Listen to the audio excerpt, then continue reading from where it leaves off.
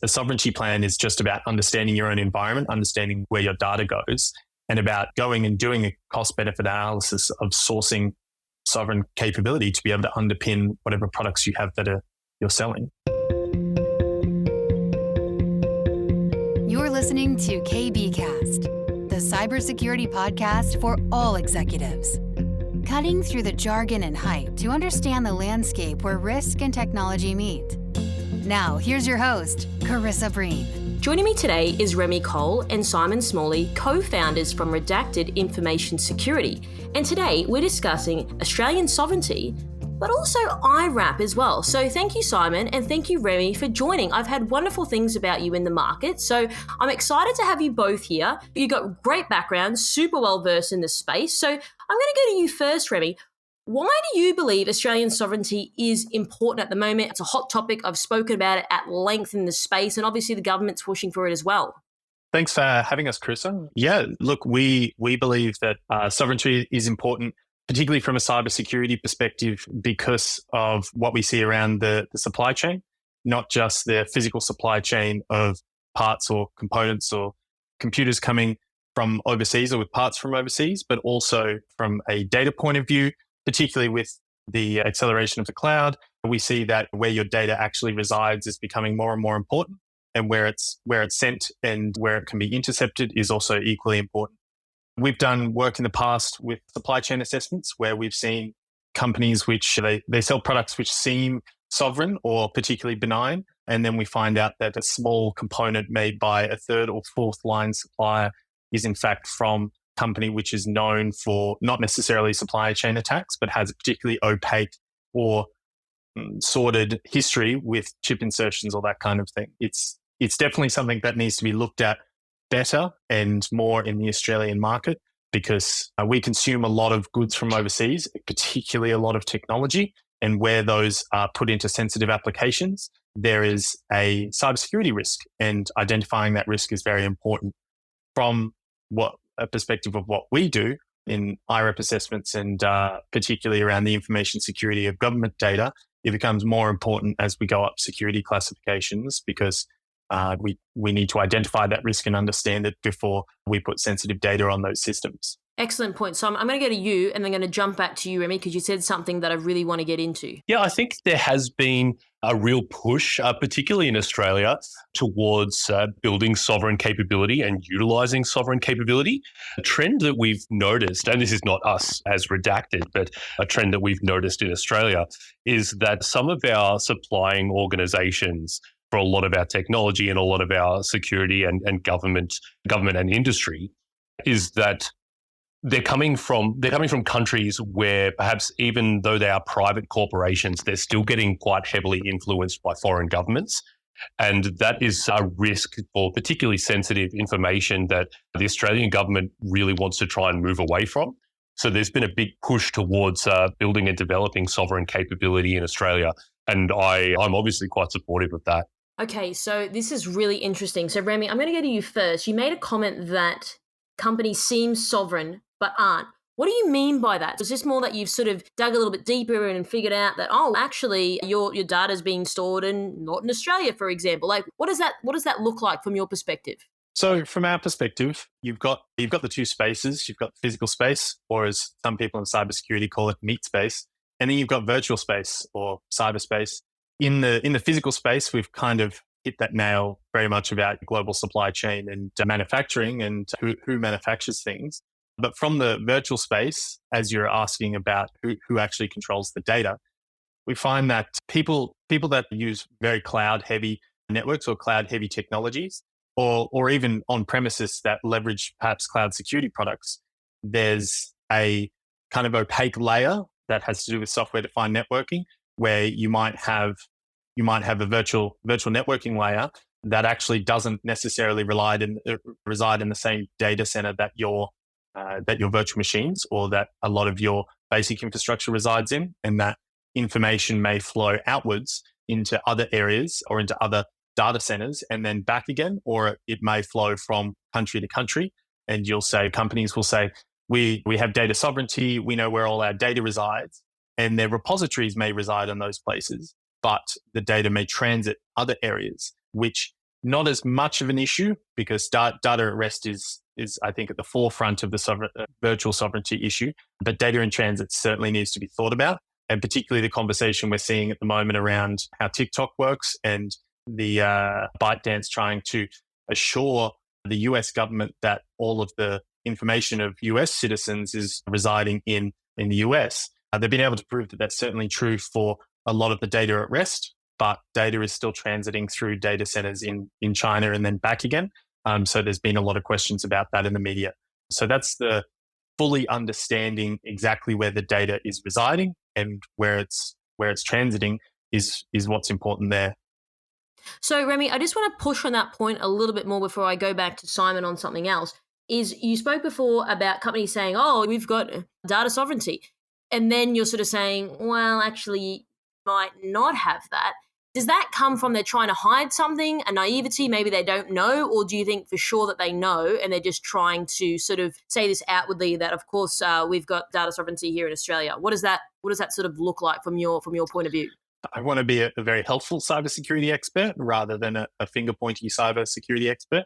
And I'm not suggesting that you're a finger-pointy cybersecurity expert, but I find that going to companies and hitting them with a big stick and saying, you said that you had data sovereignty, but then there's this small part that your data went here and then came back again. So I think you should be slapped with a fine, or I think you should be XYZ. And then the media gets a hold of that. And I'm not necessarily defending Optus or anything very, very topical at the moment, but we see a lot of company X got hacked and then suddenly everybody goes in the pile-on. And whether or not we know the full details about it, everybody immediately jumps to, boo, you were negligent. You should have known XYZ. This is your fault. You made our data go to the bad places.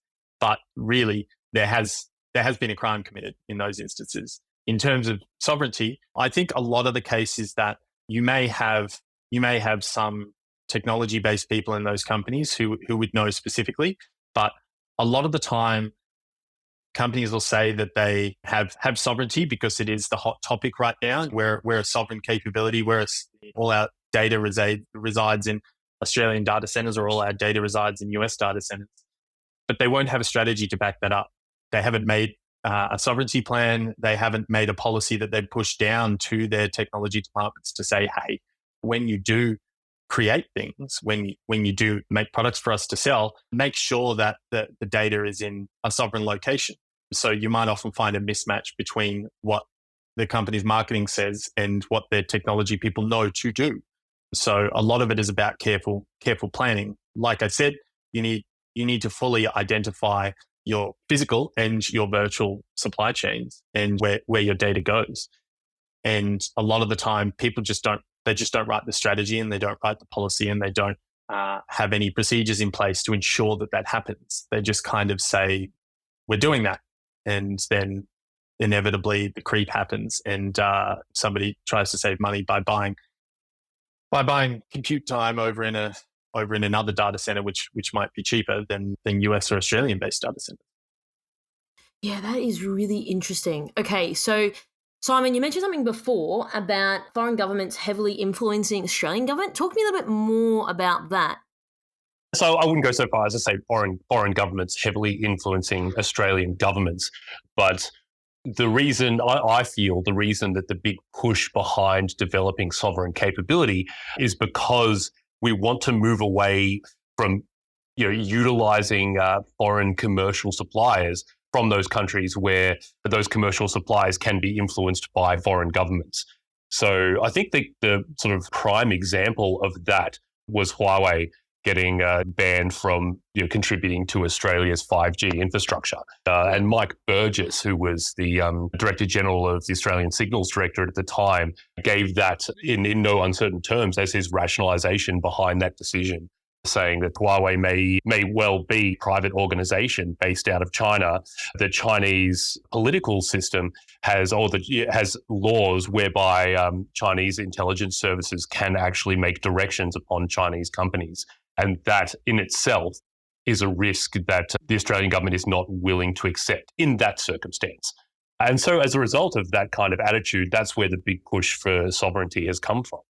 Yeah, that is really interesting, and that's a fair enough risk that of course, Australian government doesn't want to accept. You mentioned before, Remy, getting a sovereignty plan. Now, so many people, whether it's an IRP or whatever it is, playbook, we talk about getting these plans, but what does that look like from your point of view? How do people start getting a sovereignty plan? Like making any plan, it's about understanding the environment that you're operating in first. Generally, it's not something, if you're starting a new company, a new technology company, or you're starting a company that uses some sort of technology architecture, maybe it's a SaaS company or a managed service or something like that, the first thing you're not going to think about a sovereignty plan as the first thing that you do. You're probably more concerned with your business development and, like you said, your incident response plan, backup and recovery, that sort of stuff. But as you get further down the track, you've got to look at what you've already done and look at the environment that you have and go, all right, do we have sovereignty? You can't start saying it until you actually have it to begin with. Start looking at that. And then once you've understood what your systems are and what the necessary components of them are, you've got to make a plan to either migrate to sovereign versions of those, or you've got to recognize that, hey, maybe you have requirements which cannot be met by sovereign capabilities at the moment. And so you identify those components, and then you can go down to the product level and go, this product can be sovereign because it doesn't have dependencies which rely on things which can only be sourced from overseas. But this one can't because it does.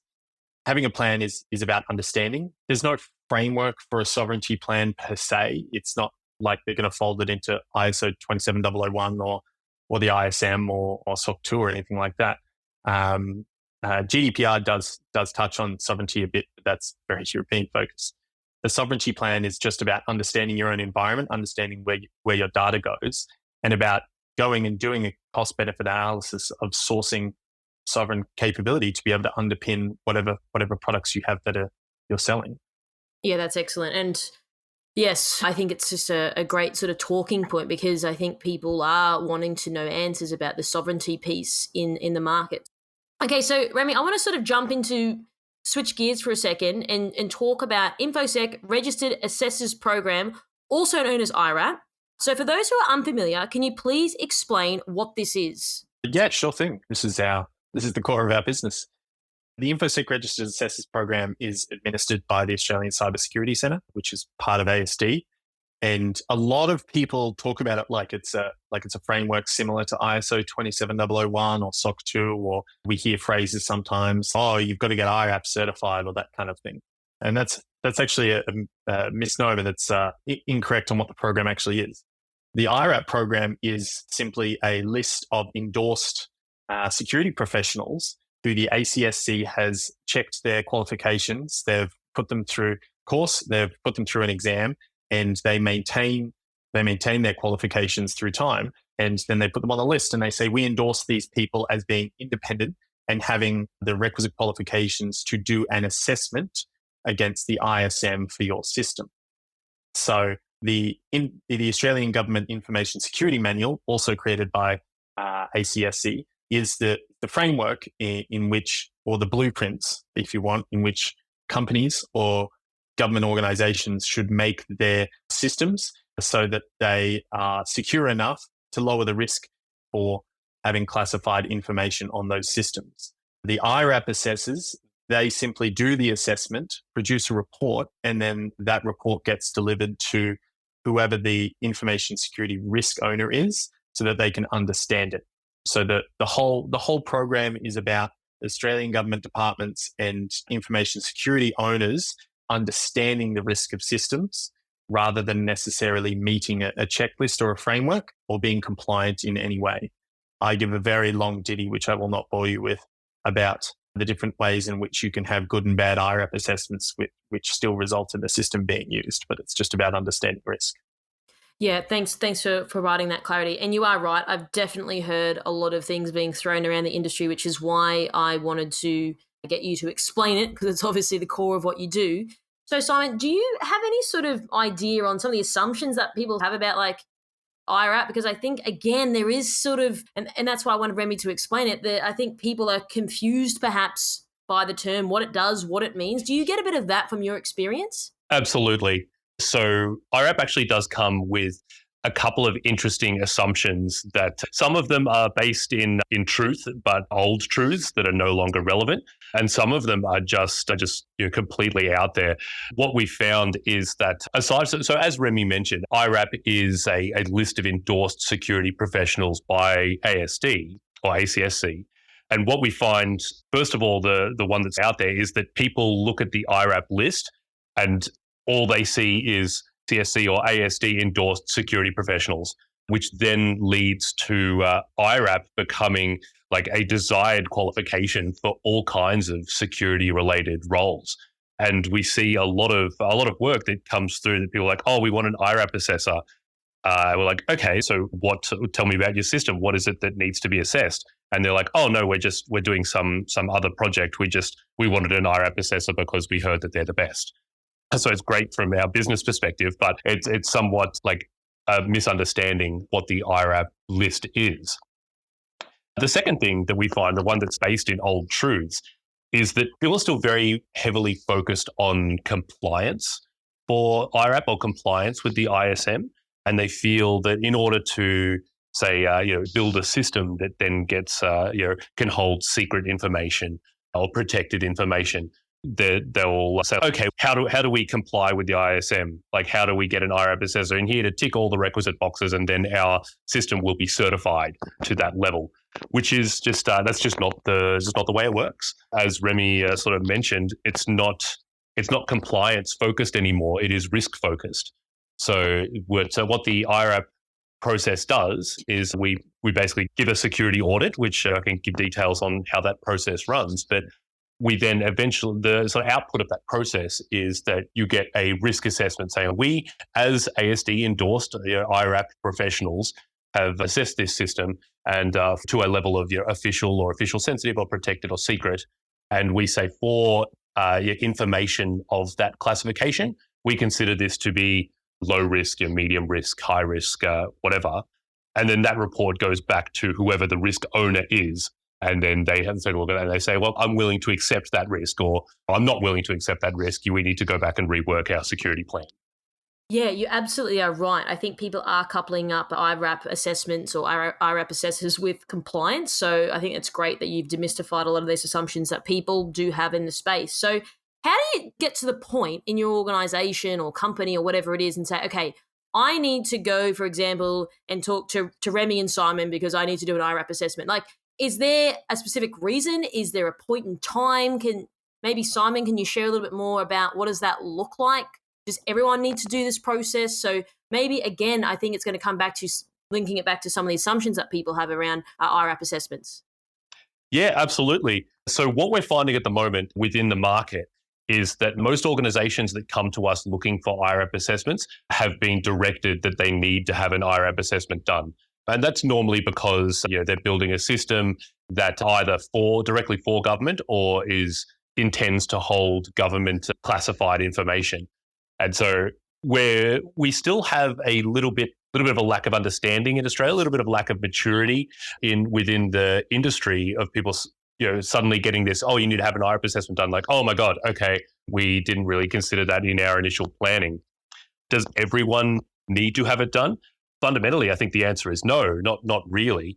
So the ISM provides some excellent guidance on how to build secure systems and recommendations on how to uplift your system security level. But of course, the industry is full of very talented and intelligent security professionals who are just as capable as we are of reading and interpreting the ISM and building security plans that meet the intent of that document. So if you want to uplift your security plan, by all means, a cybersecurity professional, whether inside your organization or outside, can look at the ISM, interpret it, and build your plan within those guidelines.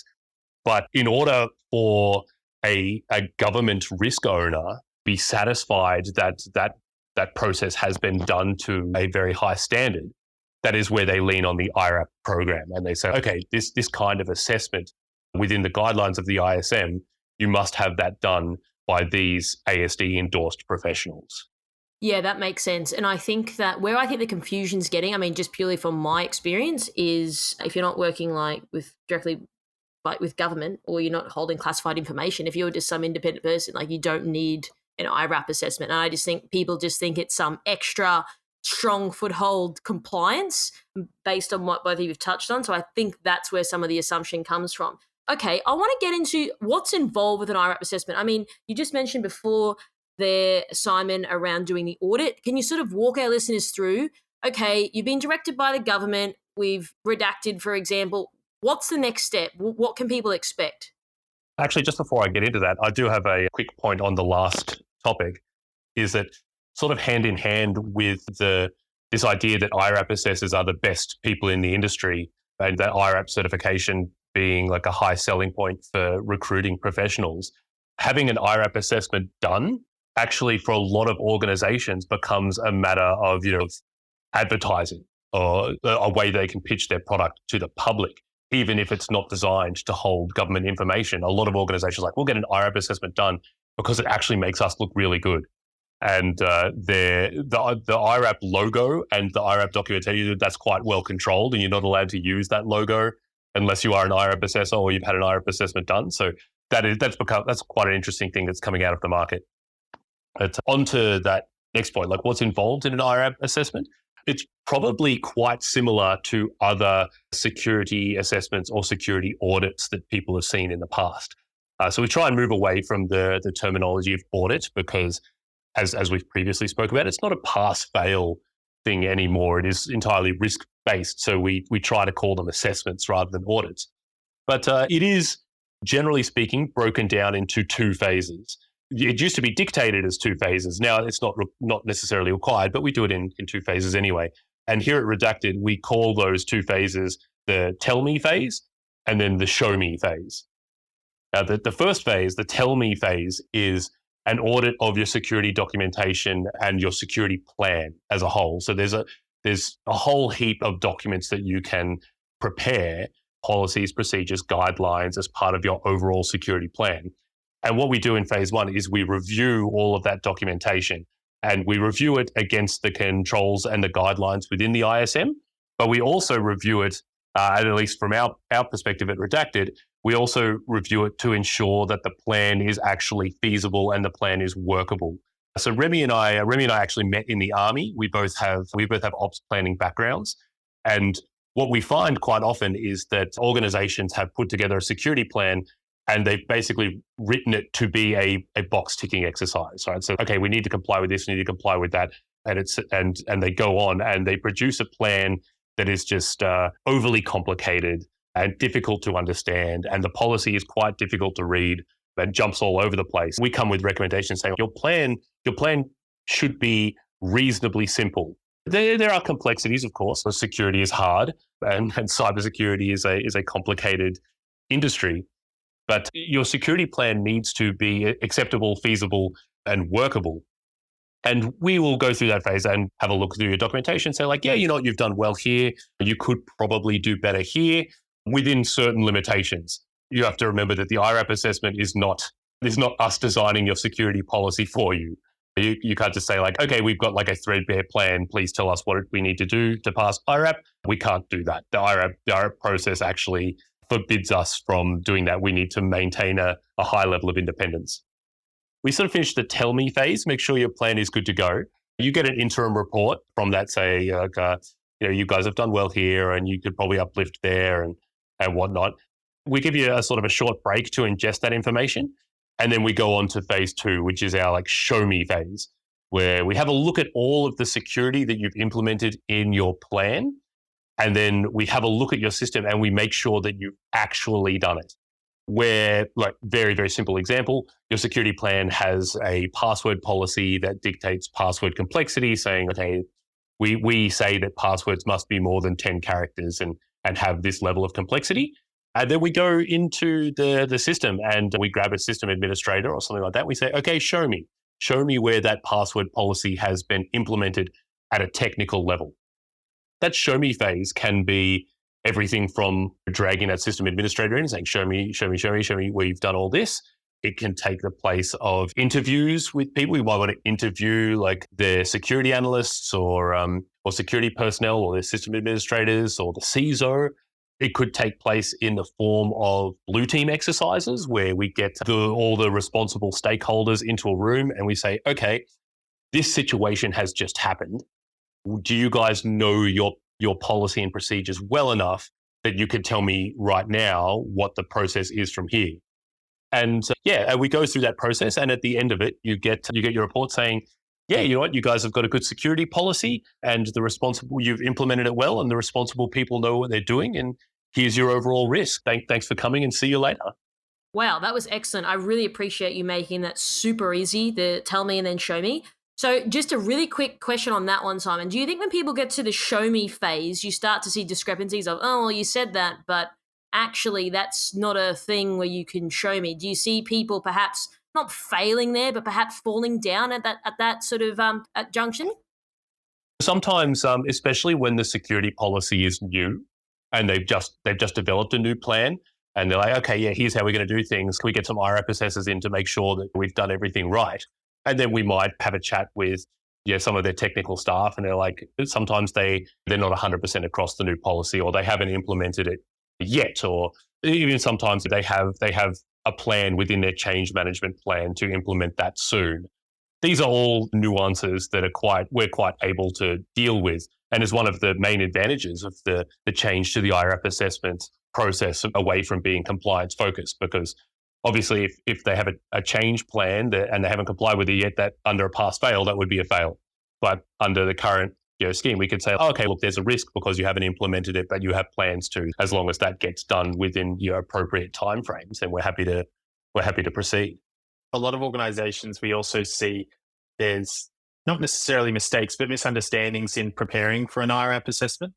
So a lot of organizations, they'll take what we call the System Security Plan Annex, which is basically a spreadsheet of all ISM controls, and then they'll just start going through them top to bottom and start trying to meet all of them, again, thinking that it's a very compliance-focused exercise. And we find that mistake drives a bit of scope misunderstanding. So we'll often go into places and the company will say, oh, yep, we've updated our incident response plan, we've updated our business continuity plan, here's all our documentation and everything like that. And then when we actually drill into it, we say, hey, what are we assessing here? What are you trying to sell to government? What is holding the government information?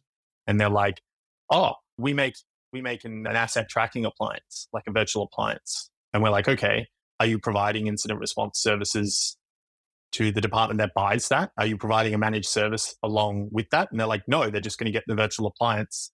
And then if anything happens on that host, then they've got to do incident response on that because it's part of their environment. And we go, okay, we're not going to look at your incident response plan as part of this IRAP assessment then, because you're not going to be doing any incident response on government information. We get a lot of, in the scoping phase before the tell me phase, some misunderstandings about the scope and how the assessment is going to work.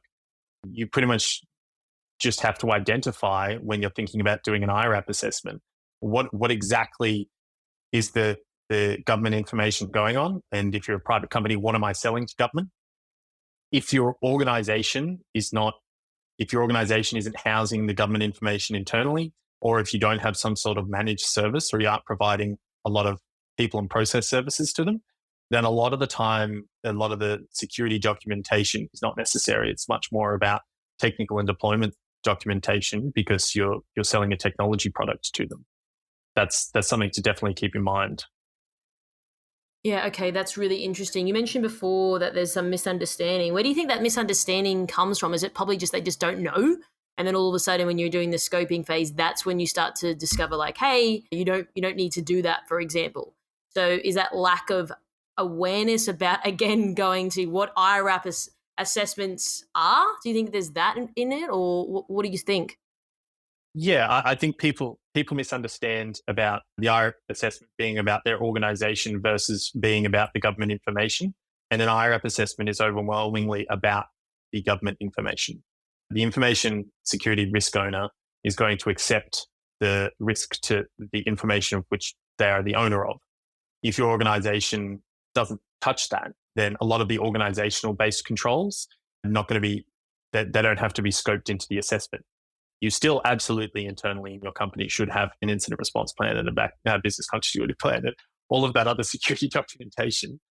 But depending on exactly what you're selling to government, or in the case of a government department, exactly what you're putting on that thing or what its function is, that's how you should try and scope your preparation work for an IRAP assessment, because that's how the IRAP assessor is going to scope it. Okay, no, that's wonderful. Thank you very much for sharing that and providing clarity around that. You mentioned something before as well, Remy, around people need to prepare. So for people who are listening that maybe are at a stage where they need to start preparing to do their IRAP assessment, or they're thinking about it, what are some things that come to mind that people should start doing?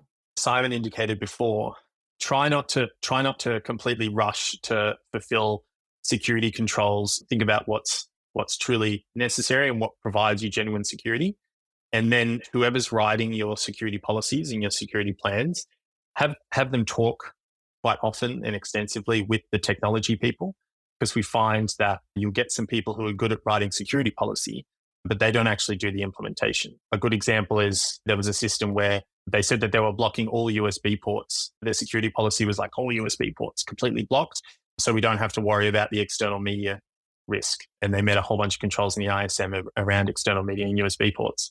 And then we go to the show me phase, and the administrator immediately sits down and plugs in a YubiKey to the workstation to authenticate themselves with MFA.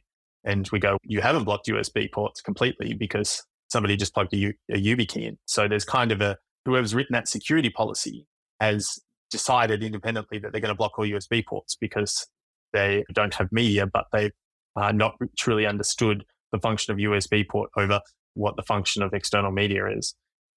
Having your people talk quite clearly, so communication is very key. I would use the ISM as a blueprint. Go through the ISM and decide kind of what's necessary and applicable to your system, and don't try and rush to meet them, but simply make comments and plans about how you might do things in the future, because you can get an IRAP assessment that takes into account your forward plans. In fact, they make allowance for it in the information security manual by suggesting that you create a POAM, plan of action and milestones, for people who aren't familiar with the term. But yeah, if you create a plan that says this is where we are at this current time, but we plan to upgrade the version of transport layer security on all of our web services, and this date, this is who's going to do it, this is the plan for doing that, and then at this date we're going to do this. The IRAP assessment can absolutely take that into account and go, yeah, they have a really good plan of updating this security. And so while they aren't using the latest version of TLS right now, we can see that they have a plan to do it in the future. So that starts to diminish risk a bit. Okay, so what I'd like to explore a little bit more now is on the report side of things. So maybe, Simon, if you could share a little bit more fidelity. So you've done the tell me, show me, then you produce the report. What's in it? So is it similar to like a standard penetration testing report? Do you give recommendations? Is it just fail or not fail? Like, what does it look like? Yeah, so it's certainly not fail or pass, because it is a risk-based approach. But effectively, what you get is you get a report at the end that outlines how well your security plan has aligned to the guidelines and the intent of the information security manual, and then a bunch of sort of sub-risk assessments based off the controls within that, and then an overall risk assessment to the level of classification that you're seeking. As we said, the IRAP process is designed for government classified information. So if you are trying to build a system for protected, that is going to come with a higher risk consequence. And as a result, you're going to need to have more stringent stringent compliance. I hate using that term, but with the guidelines of the ISM. But yeah, the report in and of itself is reasonably straightforward. You're trying to you have built a system for secret level information, for example. We've gone through your plan and we've gone through the guidelines of the ISM. And we feel like even if perhaps you don't meet all of the controls that they suggest, you've definitely met the intent, and you've identified shortcomings that you weren't able to implement and implemented alternate controls to satisfy those. And then it comes with sort of an overall risk assessment and most importantly, rather concise executive summary. So that the risk owner who may not even be a technical professional can look at that and say like, yeah, okay, the risk level is low because of all of these reasons. And then, yes, I'm willing to accept that risk. Okay, that's interesting. Thank you so much for sharing that. One other thing I'd like to ask now quickly, maybe I'll go to you, Remy, is so after you do the report, just say, for example, didn't quite cut the mustard, for example, is there a period of time that you can't just come back and do another assessment? Like you can't come back the next week and go, oh, okay, we fixed all the problems and we're going to try to do it again. Do you have to wait a certain period of time, or what does that look like? So that you'll always get a report. So the IRAP, there shouldn't be any IRAP assessors who will look at your system and go, no, there's not enough security here. You're not getting an IRAP report. You'll always get an IRAP report. The difference in that report is going to be how many recommendations are made and what the risk profile looks like. So that report might say very high risk, or it might say low risk. You then, when you deliver that to the information security risk owner, the information security risk owner has the ultimate decision there. So they might still accept it, even if you have a very high risk for your information security. That risk owner might be willing to accept that level of information security risk, and that's absolutely on them. That's about the context of that information, about their department, about what they're using it for. So generally you won't go back once you get a report. If you get an IRAP report and it's got a whole bunch of recommendations in it, then you go away and that information security risk owner says, no, this risk is too high, I won't accept it. And you want to go for another IRAP assessment. You can't shop around IRAP assessors to find one who will give you a lower risk. Generally, what you would do is look at the recommendations there, implement enough of those that you think that you've driven down the risk to a reasonable level, and then you can go and get another IRAP assessment. Generally, there's no hard and fast rule, but generally ACSC doesn't really like that happening within a 6 to 12 month period. But if you can demonstrate, again, it's a risk-based attitude. So if you can demonstrate that you've significantly uplifted the security, then you could conceivably obtain another report. In general, IRAP assessments are valid for 2 years. So after 2 years, you should get a reassessment, which would probably be scoped a little bit smaller. And if nothing's changed, is not going to be a particularly long assessment. It's going to be a reissue of a similar report. Something to note is that IRAP assessments are generally logged with ACSC for quality control. So where an assessor will log 3 assessments, there's 3 assessments in a row for the same system in the same company, ACSC would notice that and say, what's going on here? Why are you getting so many IRAP assessments? And on the side, IRAP assessments are not prohibitively expensive, but they're moderately expensive. You might kind of be throwing money away if you're not actually upgrading your security in between. The pool of IRAP assessors within Australia is a very, very scarce resource. So it is a public list. You can get onto the ACSC website and see the list of IRAP assessors. But last count, I think there's about 215 or something like that assessors in the country. So yeah, very scarce resource, hence the reason why for some organisations having multiple IRAP assessments may be prohibitively expensive.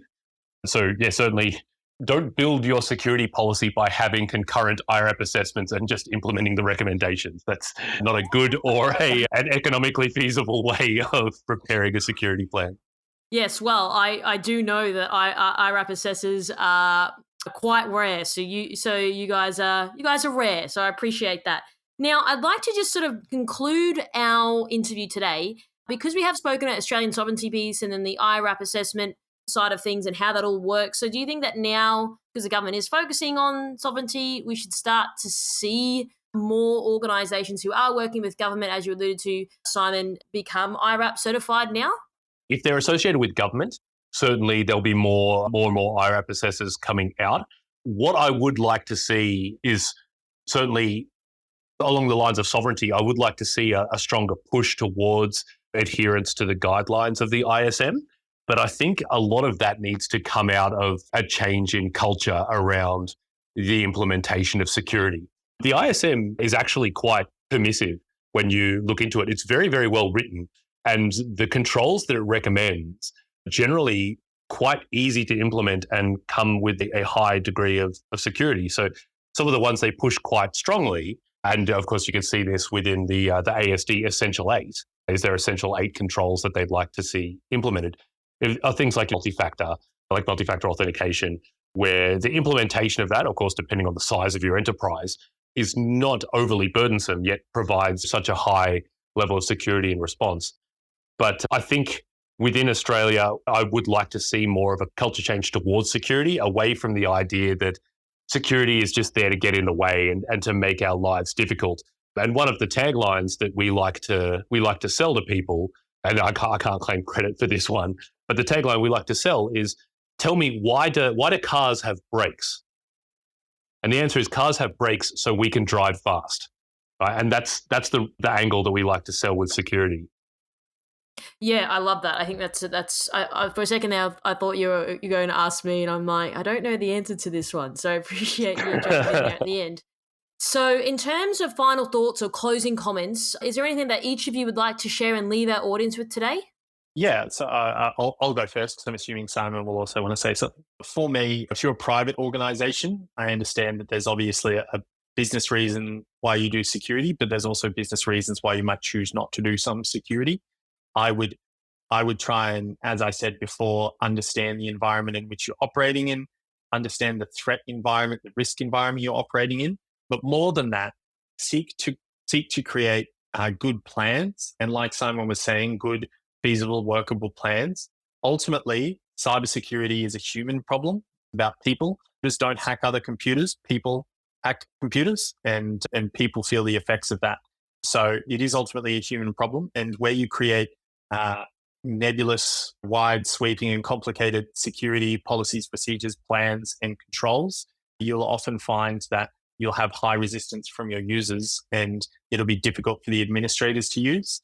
Like Simon was saying, the ISM details a lot of really quite not necessarily simple in first implementation, but simple in concept and simple in ongoing upkeep security controls that give really great benefit to your overall security posture for your organization, starting with the Essential 8 and moving out into the rest of the ISM, implementing some of these and thinking, I can do this, rather than why shouldn't I do this or how can I avoid this? Start thinking, how can I create more security and how can I creatively try and make security controls that are going to drive down risk in my organization?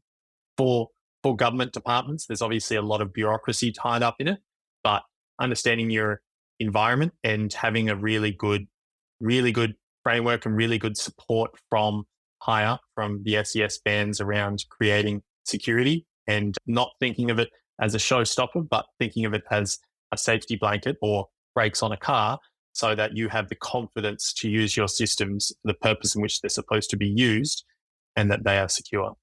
Yeah, I'd certainly agree with that. So while the ISM contains a whole bunch of guidelines that are really, really excellent for people to wrap their heads around and use that to shape their security policy, of course, it's quite difficult to write security policy if you approach it with the mindset of we need to adhere to the ISM controls.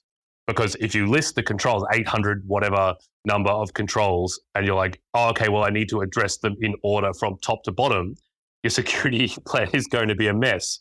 What we should do, rather than going in with a mindset of like, we must adhere to these controls, go in with the mindset of, let's make a good security plan, one that everyone can understand. Like Remy said, it's a people problem. People don't understand, it doesn't work. So go in with the mindset of, let's make a good security plan. And when you're done, you'll find you've probably adhered to the guidelines anyway. And then, of course, if you need to go through the controls and say, okay, we can tidy things up here and here, by all means. Wonderful. I really do appreciate both of you coming on the show today to share your thoughts, opinions, your insights, some of the assumptions that people have about IRAP assessment. I must say, I've done 150 interviews and I've never spoken about IRAP assessment. So I think this is a really great one to have, and I really appreciate both of you sharing your insights, quite tangible insights as well. So thanks very much for coming on the show and giving the opportunity for my audience. A pleasure. Thank you very much. Yeah, thanks for having us. It's been wonderful. Thanks for tuning in. We hope that you found today's episode useful and you took away a few key points. Don't forget to subscribe to our podcast to get our latest episodes. This podcast is brought to you by MERCSEC, the specialists in security, search, and recruitment solutions. Visit mercsec.com to connect today. If you'd like to find out how KBI can help grow your cyber business, then please head over to kbi.digital. This podcast was brought to you by KBI.media, the voice of cyber.